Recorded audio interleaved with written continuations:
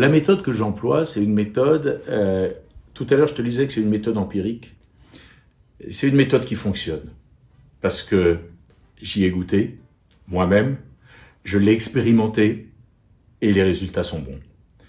Qu'est-ce que ça veut dire? Ça veut dire qu'en fait, je travaille sur les qualités des gens. Je ne travaille pas sur leurs défauts. Leurs défauts, je ne peux pas leur changer. Je suis désolé.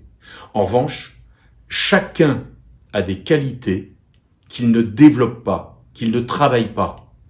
Et en fonction de nos personnalités, on a des qualités différentes. Donc je ne fais pas travailler les gens de la même façon. Tu as des gens réservés,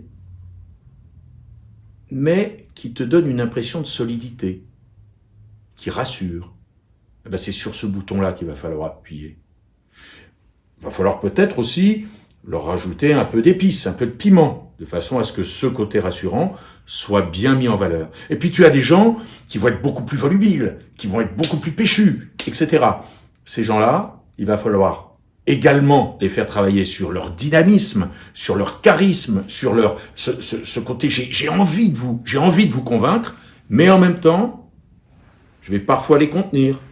Je vais les contenir de façon à ce que leur qualité, justement, de générosité oratoire, à tout point de vue, ne soit pas saoulante, que ce soit varié, qu'il y ait des silences, qu'il n'y ait pas toujours un volume sonore qui soit là, qu'il n'y ait pas toujours une rapidité de débit, etc., etc.